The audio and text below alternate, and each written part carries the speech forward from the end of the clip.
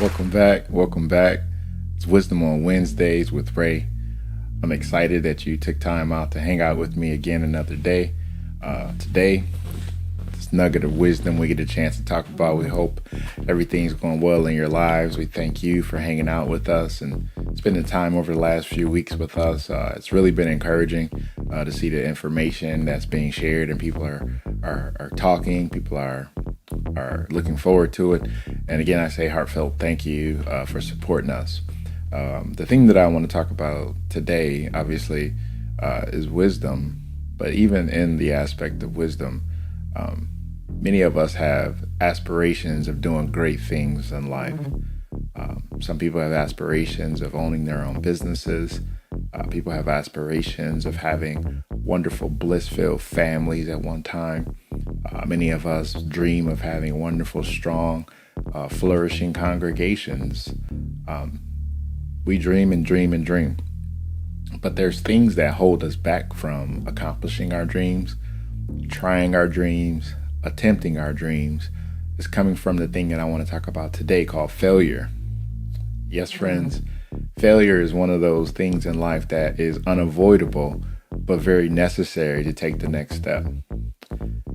Yeah, failure is unavoidable, but very necessary in order for us to take the next step. You see, if you're not failing, you're actually not trying. If you're not failing, you're not trying. There are things in life that we have all been blessed with the ability, with the ingenuity, and the discipline to accomplish. But there's this one little thing that irritates us and keeps us paralyzed. That's the fear of failure. But not only the fear of failure, but the fear of failure in front of a certain group of people. You see, we all have that crowd in our head of people that we always want to put our best foot forward to show them that their lives would be horrible without us. You know, those people that we all try to put on that we're just going to be amazing. Your life's going to be miserable because you're not with me. You know, those people. So we don't want to ever put anything out that doesn't look like it's our best. We don't want to ever do anything that looks like we're not comfortable. Doesn't look like that we're on top. But that's one of the easiest ways to never do anything.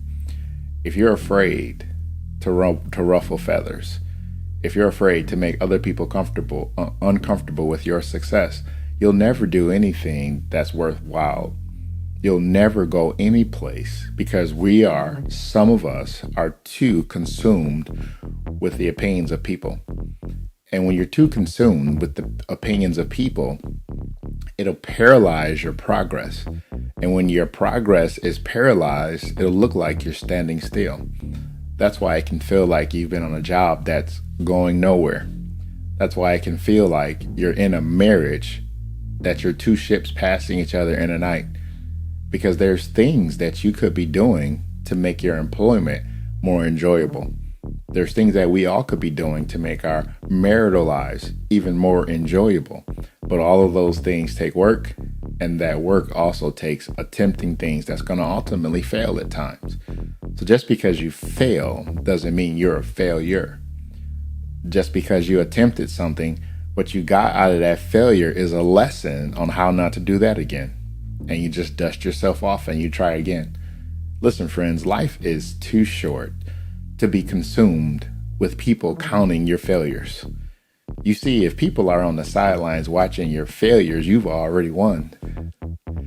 Because they're not consumed with themselves anymore. They're totally consumed with your winnings. They're totally consumed with your losses.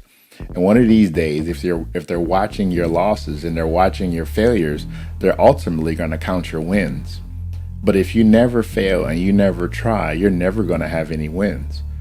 There's people that are in relationships that think that they've seen so much divorce in their past, they prefer to just be safe and live with each other. Not that they think that that's the formula for success, but they've seen so much failure in marriage that they're paralyzed, watch this, not even from their own experiences.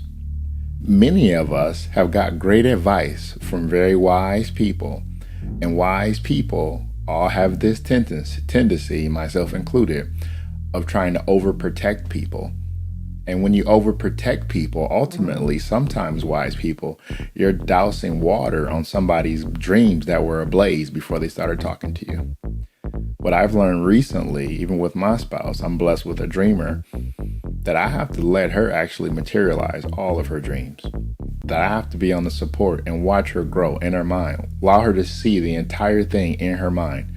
The blessing about two different types of people being brought together, that she's the dreamer and I'm the realist. But together we can do anything. But in order for me to actually allow her to flourish and be who God called her to be, the wise thing I can do as a husband who's going to wash her with the word, who's going to knock every roadblock out of her way, is to let her dream. You see, sometimes we can hurt people when we're trying to help people. But the key to this thing is to have enough security in yourself to recognize who you're supporting, to recognize who you're counseling, and know that they're fully capable to watch, say this word with me, to fail. Don't be so afraid to fail that you won't even let the people around you dream, because you're afraid that their failure, here it comes, is going to rub off on your stellar reputation. You see, when you breed a home of people who aren't afraid to fail, one day several of those people are going to be successful. There's all types of archives of people who are doing great things today, but in the beginning of their dreams, in the beginning of their careers, they were having nervous breakdown, they were failing left and right, but one day it all broke. So I don't know what this means to somebody today, but I want you to recognize maybe your success is on the other side of your failure. Maybe you need to get out and try it again. Maybe you need to go out to the garage and dust that dream off and try again. Maybe you need to go and talk to somebody and have that conversation and dust that dream off again. Maybe you need to go and sit on somebody's couch and get some things out of your chest, out of your mind, out of your head, and start dreaming again. Because failure will keep you bound. But don't be afraid of failure. Failure is the foundation to everything that's going to be built on. Something has to fail in order for us to learn. Something has to fail for us to appreciate the process, for us to appreciate how far we've come, to appreciate what happened in our lives as we've grown through all these experiences. You see, we've all been duped to think that the prize is winning what you win at the end of the journey. But ultimately, friends, the lesson, the blessing is in the journey. It's in the lesson. It's in the failures. It's in dusting your knees off. It's in wiping your elbows off. It's encouraging somebody, being honest enough with somebody to say, I feel like quitting, and have somebody to speak life into you and says, nope, you're just getting started. You're about to do the best that you can possibly be. And guess what? I'm right here to support you. Those are words that will let anybody feel like they can do anything. But friends, if we never allow ourselves to fail, we'll be stuck standing still and we'll be paralyzed with progress. So my word of discipline for you today is don't be afraid to fail. Don't be afraid to try. Get out here and do what God born you to do.